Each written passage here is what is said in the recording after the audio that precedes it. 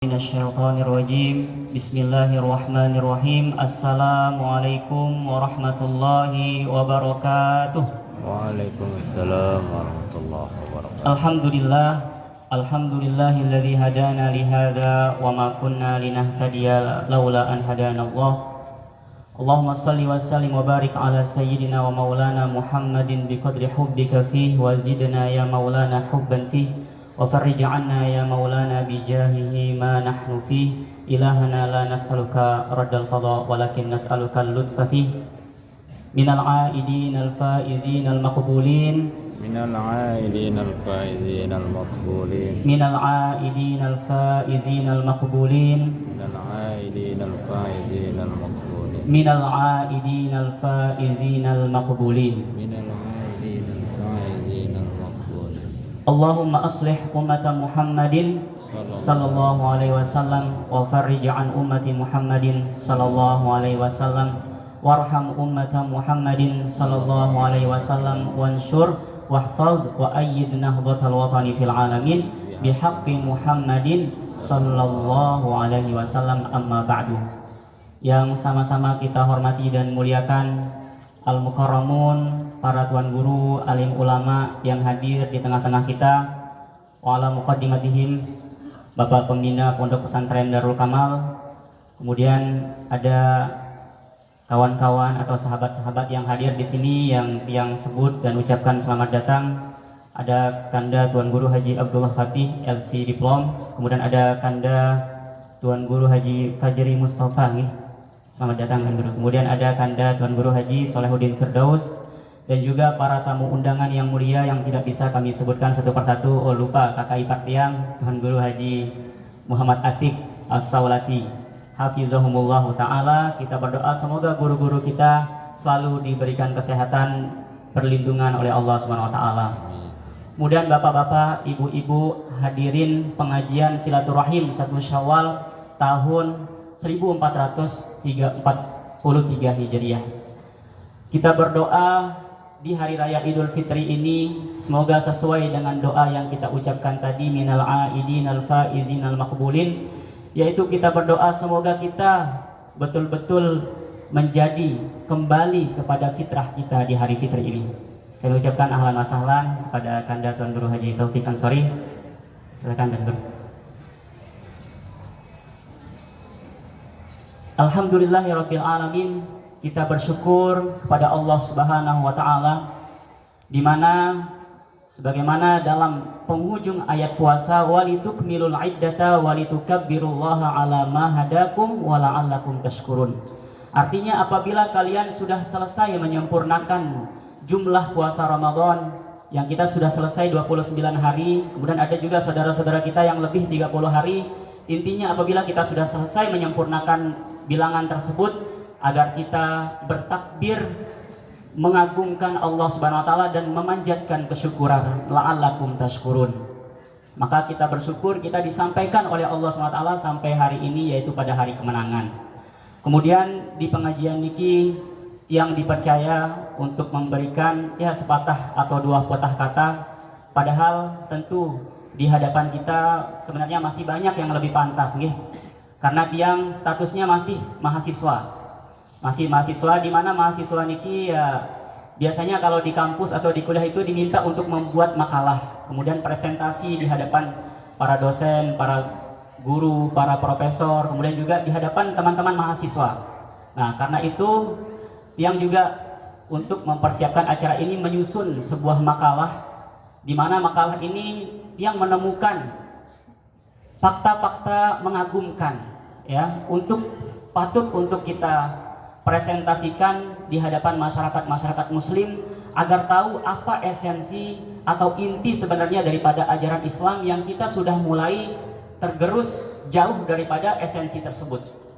Ya banyak faktor, diantaranya karena sejarah-sejarah yang kita baca itu sudah terdistorsi istilahnya, sudah banyak diubah-ubah oleh orang-orang yang membenci Islam, sehingga apabila kita membaca sejarah-sejarah Islam yang sebenarnya gemilang, yang membawa kemajuan bagi peradaban kemanusiaan, akan tetapi apabila kita baca nggak jauh-jauh daripada peperangan, pertempuran, pertumpahan darah.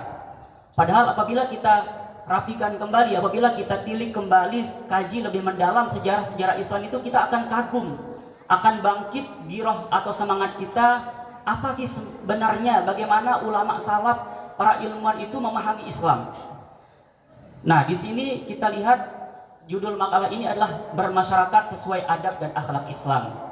Karena sesuai dengan yang kita dengar dari Mami Tuan yang membaca ayat Al-Quran tadi mengawali acara, inna hadzal qur'ana yahdi lillati hiya aqwam wa yubashshirul mu'minin alladzina ya'maluna shalihati anna lahum ajran kabira.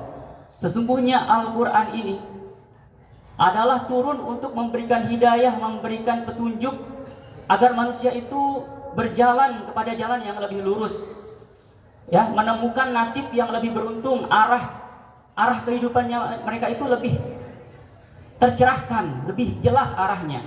Itulah daripada tujuan utama diturunkannya Al-Quran. Wa yubasysyirul mu'minina alladzina ya'maluna shalihat anna lahum ajran kabira, dan akan memberikan kabar gembira kepada orang-orang yang berbuat amal-amal saleh bahwa mereka mendapatkan pahala yang begitu besar. Dan kita lihat dalam Al-Quran sebagai pedoman utama umat Islam, kita lihat poros daripada ajaran Al-Quran itu adalah kita temukan adalah akhlak, manaqib, dan fadail atau perilaku-perilaku luhur. Sehingga Rasulullah, Allah Subhanahu wa taala ketika memuji Rasulullah sallallahu alaihi wasallam akan sifat apa yang paling menonjol yang terdapat pada diri Rasulullah sallallahu alaihi wasallam, bukan dikatakan engkau adalah memiliki ketampanan yang sangat luar biasa, atau engkau memiliki kekayaan yang sangat luar biasa, atau engkau memiliki kepintaran, keilmuan yang luar biasa. Akan tapi Allah SWT mengatakan di awal-awal surah Al-Qalam, wa innaka la'ala hulukin azim. Sesungguhnya engkau Muhammad benar-benar memiliki perilaku yang amat luhur. Nah, itu apabila kita lihat dari perspektif Al-Quran. Kemudian apabila kita lihat dari perspektif hadis. Sebelumnya kita ucapkan selamat datang untuk Kanda Tuan Guru Haji Ahmad Muzani. Silakan Tuan Guru. Nah, kita lanjutkan. Apabila kita lihat dari perspektif hadis, kebetulan yang di sana di Kairo mengambil jurusan hadis. Nah, itu hadis itu banyak karya-karya para ulama yang mengumpulkan hadis-hadis Rasulullah SAW.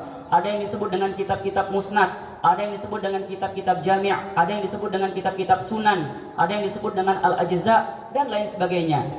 Apabila kita kumpulkan seluruh hadis itu mungkin ada ratusan ribu. Akan tetapi apabila kita kumpulkan tanpa pengulangan, kata ulama diantaranya Imam Jalaluddin As-Suyuti dalam kitabnya Tadribur Rawi mengatakan bahwa jumlah keseluruhan hadis Rasulullah SAW itu apabila kita sudah akumulasikan tanpa pengulangan jumlahnya sekitar 60.000 buah. Coba ingat berapa jumlahnya? 60.000 buah. Kemudian apabila kita teliti dari 60.000 niki, jadi yang membahas tentang fikih halal dan haram itu hanya berapa? Hanya 5.000 saja. 60.000 dikurangi 5.000 berapa?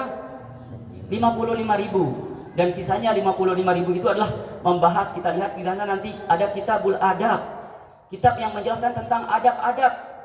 Kemudian kitabul manaqib, kitab menjelaskan tentang keutamaan-keutamaan akhlak-akhlak yang patut kita tiru, patut kita teladani daripada para sahabat. Misalnya kita lihat nanti bagaimana manaqib Sayyidina Abu Bakar, manaqib Sayyidina Umar, manaqib Sayyidina Ali, manaqib Sayyidina Utsman. Kita akan lihat perilaku-perilaku luhur yang patut untuk kita teladani dari para sahabat. Itu yang kita temukan apabila kita belajar hadis. Kemudian asy-syama'il, kita lihat juga syama'il Rasulullah SAW. Di sini ada pengajian muslimat setiap hari Selasa. Itu kitabnya membahas tentang syama'il Muhammadiyah. Bagaimana akhlak perilaku Rasulullah SAW. Kita tahu indahnya akhlak Rasulullah SAW, wal mahasin, dan juga bagaimana perilaku-perilaku yang patut kita junjung tinggi. Ya, nah itulah sisa dari 60.000 dikurangi 5.000, sisanya 55.000 itu adalah semua membahas tentang akhlak mulia. Sehingga padahal akan tetapi kita justru lebih sering memperdebatkan tentang apakah ini halal, apakah ini haram, apakah ini boleh, apakah ini bid'ah. Padahal yang terutama lebih prioritas kita diajarkan adalah bagaimana cara berakhlak baik, meninggalkan debat, ya berdialog secara akhlak yang luhur, kemudian dengan secara yang sopan santun dan penuh kelemah lembutan. Nah, itulah apabila kita lihat dari perspektif hadis. Kemudian apabila kita lihat dari perspektif sejarah, banyak ilmuwan-ilmuwan sejarah tidak hanya diakui akhlak ini sebagai pilar utama bagi pembangunan masyarakat, bagi pembangunan peradaban tidak hanya di kalangan umat Islam saja. Ada seorang peneliti sejarah, ya, dia sudah meneliti seluruh peradaban yang ada di dunia. Namanya itu Toynbee. Ada juga namanya Will Durant. Itu seringkali dikutip pendapat-pendapat mereka tentang bagaimana kesimpulan mereka itu melihat, ya, memotret setiap peradaban itu ketika mereka jaya apa penyebabnya, ketika mereka itu runtuh, mundur dan hancur apa penyebabnya. Misalnya seperti yang kita sebut tadi, ada Toynbee namanya. Dia itu mengatakan, karena yang baca dalam teks bahasa Arab, jadi terjemahannya sebenarnya bahasa Inggris dia, ya, tapi terjemahannya adalah innal hadarat la tamutu qatlan wa innama tamutu intiharan. Bahwasanya suatu peradaban itu mati, hancur bukan karena dihancurkan dari luar, bukan karena dibunuh oleh pihak luar atau peradaban yang lain atau kaum yang lain. Akan tetapi suatu peradaban itu mati adalah karena intihar, karena bunuh diri katanya. Ya, bunuh diri itu karena bitafakkuki manzumati qiyamiha ad-dakhiliyah, karena mulai merosot, mulai terdegradasi akhlak-akhlak, moral-moral anak-anak bangsa yang terdapat di peradaban tersebut. Kemudian begitupun juga kesimpulan yang dihasilkan oleh Will Durant tadi. Dia itu mengatakan bahwa faktor kemajuan, kemunduran dan kehancuran semua peradaban adalah tergantung moral bangsanya. Kemudian seorang Amir Syu'ara, seorang penyair terkenal dari Mesir bernama Ahmad Asy-Syauqi mengatakan innamal umamu akhlaqu ma baqiyat fa in humu dhahabu akhlaqu fa in humu dhahabu akhlaquhum dhahabu. Bahwa eksistensi atau tegaknya suatu peradaban itu adalah tergantung akhlak anak-anak bangsanya, di mana apabila telah hancur akhlak maka hancur pula bangsa tersebut atau peradaban tersebut atau masyarakat tersebut. Ya, itu sekedar muqaddimah tentang bagaimana pentingnya akhlak. Kemudian apabila, dan inilah yang ditangkap oleh para ulama terdahulu, ulama salaf di masa-masa kejayaan Islam, mereka tahu esensi ajaran Islam ini adalah akhlak. Sehingga mereka itu bisa mengolah akhlak tersebut sebagai bensin atau sebagai bahan bakar untuk mereka itu tergerak menciptakan penemuan-penemuan, membangun yayasan-yayasan, membangun lembaga-lembaga, berbagai macam lembaga, lembaga pendidikan, lembaga kesehatan, lembaga sosial, dan lembaga-lembaga lainnya yang nanti akan kita lihat apa pengaruh daripada masing-masing akhlak itu terkait apa yang mereka wujudkan daripada lembaga-lembaga. Nah, ini agak panas nih, mudah-mudahan bisa menyimak sampai akhir.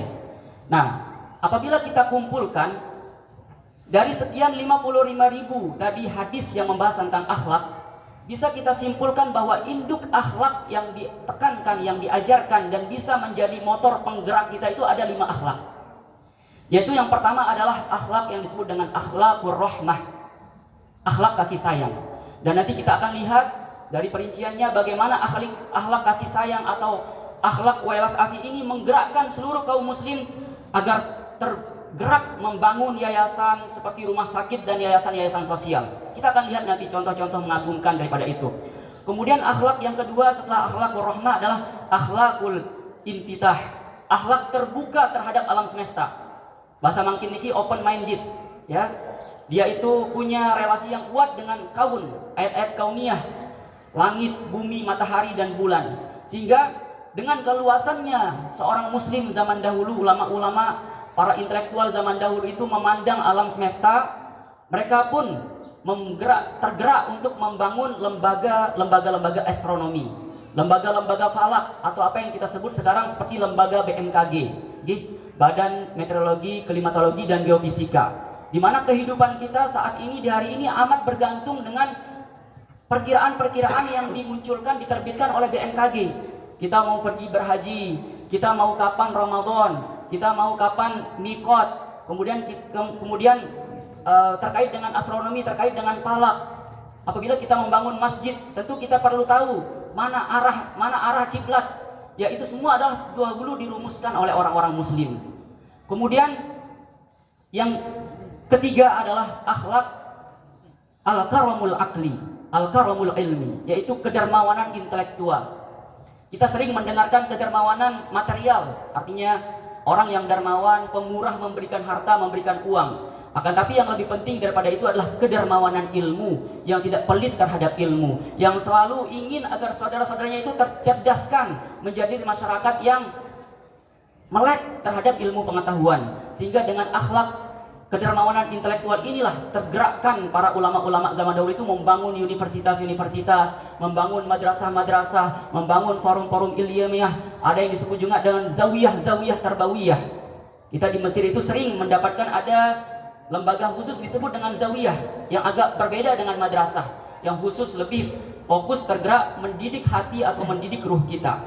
Kemudian yang keempat adalah akhlakut tajammul atau qimatul jamal, yaitu Islam amat menjunjung tinggi estetika atau keindahan. Bagaimana akhlak estetika ini nanti akan menggerakkan kaum muslimin zaman dahulu itu membangun lembaga-lembaga, bagaimana pengembangan kaligrafi, ya, tulisan indah.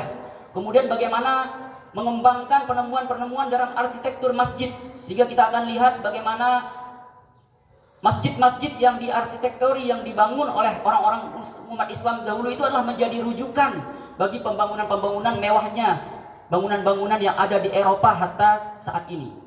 Ya, kemudian kita lihat kubah dan menara itu adalah merupakan pengaruh daripada tuntunan Islam untuk menjunjung tinggi apa yang disebut dengan qimatul jamal atau akhlak yang menjunjung estetika atau keindahan. Kemudian yang terakhir adalah akhlak al-itqan, akhlak profesional dalam bekerja, penuh tanggung jawab.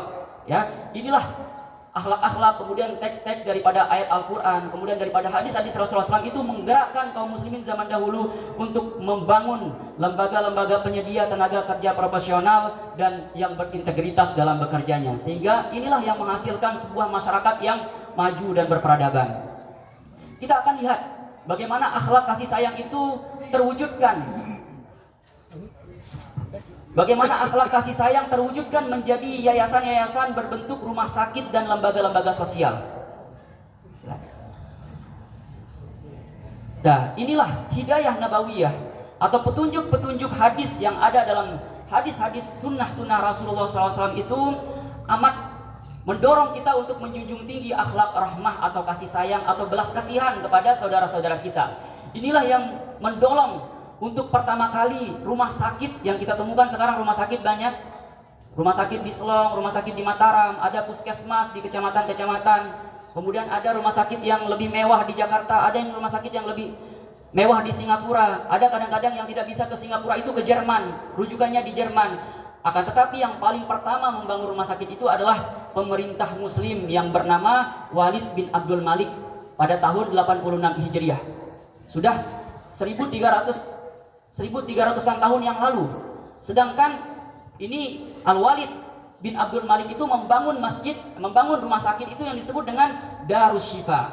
Yang terkenal Darus Syifa itu adalah rumah sakit yang paling pertama kali ada di atas muka bumi, di atas dunia menurut sejarah. Silakan dicek sejarahnya bahwa rumah sakit yang memberikan perhatian besar kepada orang-orang sakit itu adalah dibangun oleh kaum muslimin atas perintah Walid bin Abdul Malik pada masa dinasti Umayyah, yang spesialis mengobati penyakit kusta. Padahal dari zaman dahulu banyak penyakit-penyakit bisa disembuhkan, akan tapi ada yang disebut dengan penyakit baros itu tidak bisa disembuhkan. Saking cerdasnya orang-orang muslim termasuk di bidang kesehatan, mereka bisa menemukan apa obat atau racikan obat bagaimana penanganan orang-orang yang menderita penyakit kusta. Sedangkan rumah sakit di Eropa itu baru pertama kali berdiri 9 abad setelah Darus Syifa, yang pertama kali berdiri di Perancis. Silakan dilihat sejarahnya. Kemudian dahulu apabila kita lihat bagaimana betul-betul kasih sayangnya, belas kasihannya kaum muslimin terhadap orang-orang lain, terutama saudara-saudaranya yang sakit, kita melihat tipe atau model rumah sakit itu ada dua zaman dahulu. Ada yang disebut dengan Mustashfayat Thabitah, rumah sakit tetap, seperti ada bangunannya sekarang kita kunjungi apabila kita sakit. Kemudian ada juga Mustashfayat Mutanakkilah, ada juga rumah sakit yang berpindah-pindah. Nah, rumah sakit yang tetap ini biasanya berdiri di kota. Sampai-sampai di satu kota itu bisa berpuluh-puluhan rumah sakit, karena pemerintahan muslim zaman dahulu itu amat mengedepankan kesehatan, mementingkan kesehatan daripada rakyat-rakyatnya. Sehingga apabila kita lihat di Cordoba saja yang pernah menjadi pusat pemerintahan dinasti Umayyah, dinasti Umayyah Andalus itu ada 50 rumah sakit di satu kota loh. Ada 50 rumah sakit, yaitu di Cordoba. Nah, bagaimana umat Islam itu mengedepankan tentang kedokteran, kemudian kesehatan dan kasih sayang para dokter kepada pasien-pasiennya atau pada orang-orang sakit. Kemudian bagaimana tipe rumah sakit berjalan? Kita lihat bahwa pemerintah itu memiliki keprihatinan. Jangan sampai yang menerima layanan atau fasilitas kesehatan ini hanya masyarakat-masyarakat yang ada di kota. Akhirnya tercetuslah ide agar dibuat kafilah-kafilah pengobatan. Artinya dikirim kafilah-kafilah pengobatan itu menuju desa-desa, menuju pedalaman-pedalaman, menuju sampai ke padang-padang. Orang-orang yang tinggal di pegunungan itu, apabila ada yang sakit itu didatangi oleh kafilah-kafilah yang digaji, yang difasilitasi oleh negara, yang membawa obat-obatan, kemudian membawa tenaga-tenaga medis terbaik. Ya, sampai ada namanya Sultan Mahmud Saljuki. Itu pada tahun 511 Hijriah, beliau itu memiliki kafilah medis sebesar 50 unta untuk mendistribusikan obat-obatan di seluruh penjuru wilayah kekuasaannya. Nah, inilah kita lihat bagaimana perlu kita contoh pembagi pemerhati seperti pejabat-pejabat publik juga agar peduli kepada rakyatnya. Kemudian apabila kita lihat rumah sakit zaman dahulu itu tidak ada biaya pengobatannya. Semua pasien yang datang ke rumah sakit itu semuanya gratis. Semuanya ditanggung oleh negara. Dokter itu digaji oleh negara. Kemudian obat-obatannya itu digratiskan, tidak dikomersialisasikan. Kemudian dokter-dokternya itu pun digaji walaupun seadanya, akan tetapi itu karena mereka terdolong oleh akhlak yang pertama tadi, yaitu akhlak rahmah atau akhlak belas kasihan kepada pasien-pasiennya. Kemudian tidak hanya berhenti di situ. Kejeniusan ulama-ulama muslim itu tidak hanya dalam praktek mengobati orang, akan tapi dikembangkan menjadi ilmu kedokteran, menjadi ilmu farmasi, menjadi ilmu bedah, dan menjadi ilmu optik. Sehingga ilmu-ilmu ini adalah tokoh-tokoh intelektual muslim zaman dahulu lah yang paling pertama menemukan ilmu-ilmu tersebut. Ya, misalnya mereka itu amat mementingkan bahwa pasti setiap rumah sakit yang dimiliki orang muslim itu memiliki ciri khas, yaitu akan dilengkapi dengan buku atau perpustakaan yang begitu besar. Misalnya dulu ada rumah sakit Sultan Ibnu Tulun namanya, yang ada di Mesir.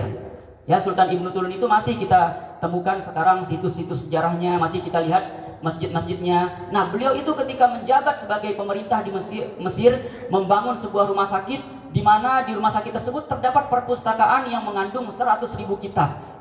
Itu dituliskan oleh para sejarawan. Nah, ini referensi-referensi seperti ini itu bisa kita lihat dalam para pengembara-pengembara. Jadi para orang-orang muslim zaman dahulu itu senang mengembara, melawat dari satu daerah ke daerah lain. Seperti misalnya Ibnu Battutah. Ibnu Battutah datang ke Mesir dari Maroko, kemudian menuliskan apa yang terjadi di Mesir, dituliskan sejarahnya di sana. Termasuk datang ke Indonesia, dituliskan apa yang dilihat di sana. Nah, termasuk referensi-referensi seperti ini bisa kita lihat. Beliau melihat ketika datang ke Mesir, dilihatlah rumah sakit yang terdapat perpustakaan, dan perpustakaannya itu menyimpan sebesar 100.000 kitab. Nah, rumah sakit saja menyimpan seperti itu, maka tentu pondok pesantren, kemudian universitas juga kita lihat sekarang tentu lebih penting lagi memiliki perpustakaan yang kaya akan kitab-kitab atau rujukan-rujukan ilmiah.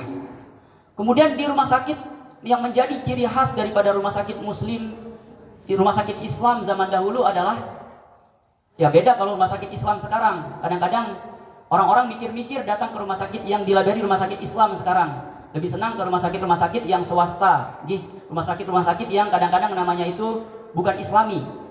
Padahal kalau kita lihat rumah sakit zaman dahulu itu amat digemari, menjadi favorit. Sebab mereka itu akan memfasilitasi di depan rumah sakit itu akan dibangunkan taman-taman yang berisi rumput-rumput obat-obat herbal. Sehingga nanti para dokter itu nggak jauh-jauh mencari obatnya itu di mana. Karena langsung sudah ada, kita bayangkan rumah sakit indah, kemudian di depannya itu sudah langsung taman begitu luas. Manfaatnya kita bisa langsung memetik obatnya langsung di sana. Kemudian juga akan bermanfaat bagi orang-orang sakit sebagai mental healing istilahnya.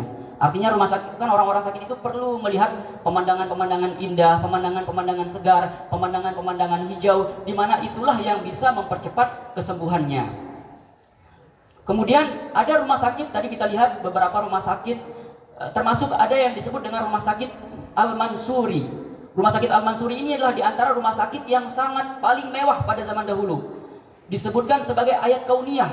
Ayat kauniyah karena apabila kalian ingin melihat tanda kekuasaan Allah di dunia ini, datanglah ke rumah sakit Al-Mansuri. Kalian akan melihat kebersihan yang luar biasa bersih. Sedikit pun tidak ada sampah di sana.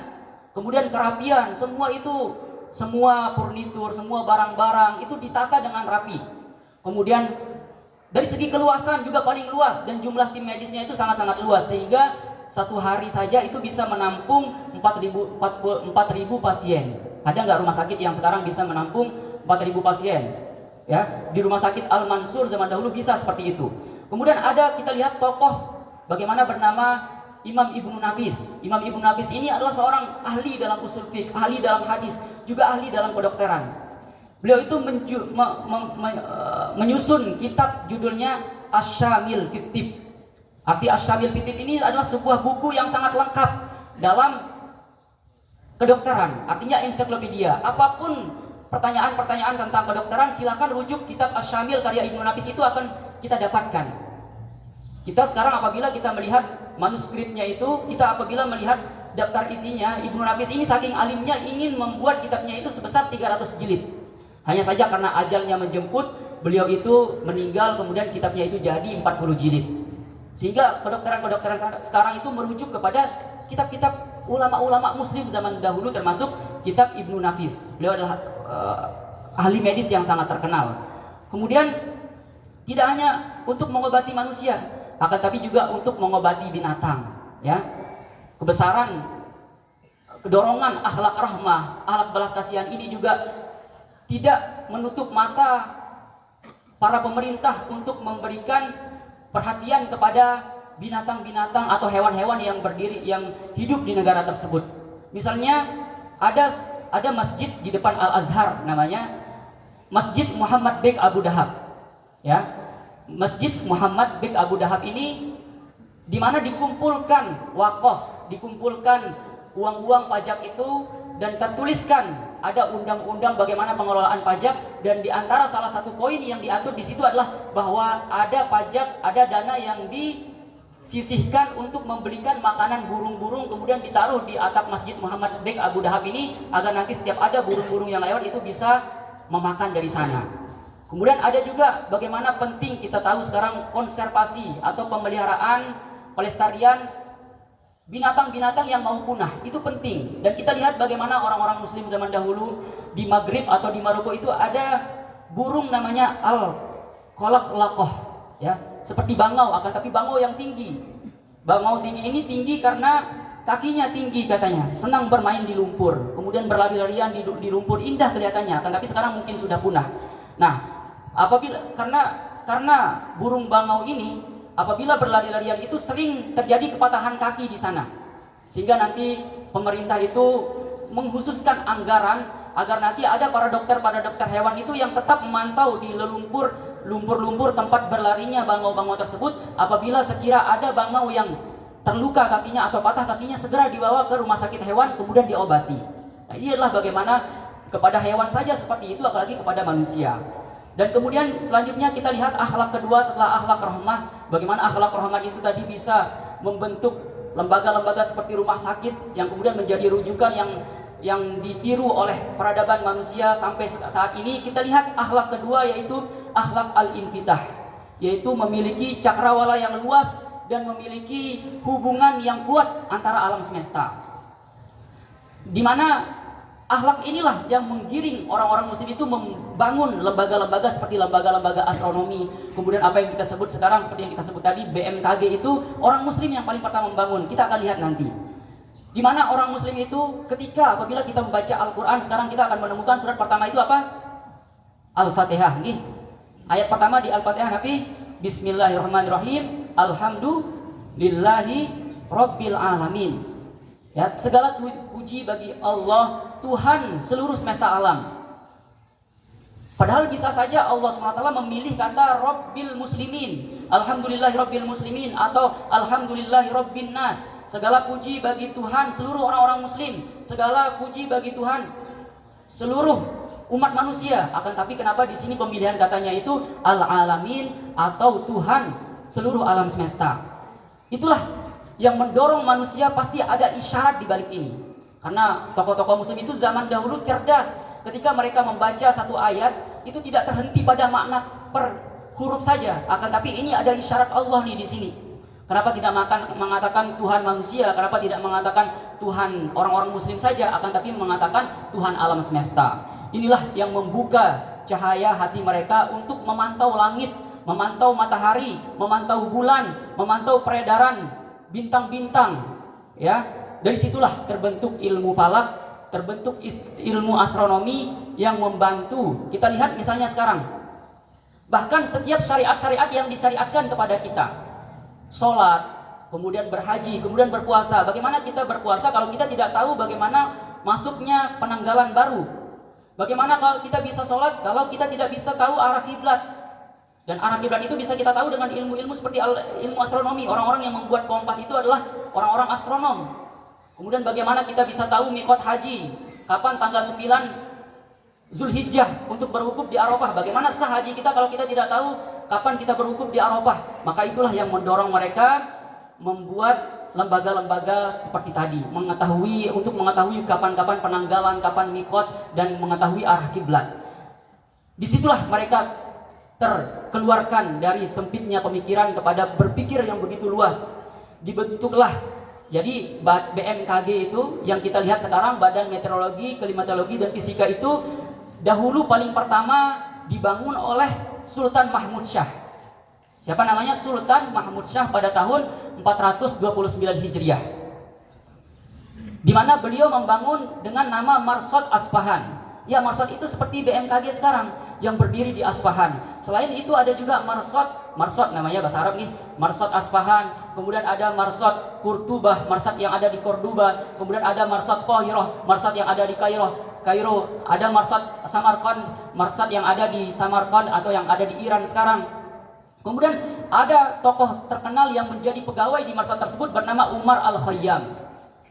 Ada namanya Umar Al-Khayyam, terkenal sekali. Kalau bagi anak-anak muda bisa searching, browsing di internet siapa itu Umar Al-Khayyam. Kemudian ada namanya Ibnu Sinan Al-Battani. Kemudian ada namanya Al-Mujairiti. Jadi Ibnu Sinan Al-Battani inilah orang paling pertama yang menyusun penanggalan perbedaan perselisihan waktu setiap hari. Kan kita lihat di masjid itu kan, kalau hari ini zuhurnya jam segini, maghribnya jam segini, kemudian isanya jam segini. Itu orang paling pertama menyusun seperti itu adalah Al-Battani namanya nih. Ibnu Sinan Al-Battani, berasal dari Raqqah, Suriah. Nah, kemudian Umar Al-Khayyam inilah orang paling pertama yang membuat peta. Walaupun tidak peta dunia, akan tetapi cikal bakal peta dunia itu dimuat pertama kali oleh Umar Al-Khayyam yang bekerja di Marsad Asfahan yang dibangun oleh Khalifah Muslim bernama Sultan Mahmud Syah. Inilah peta itu yang dicuri oleh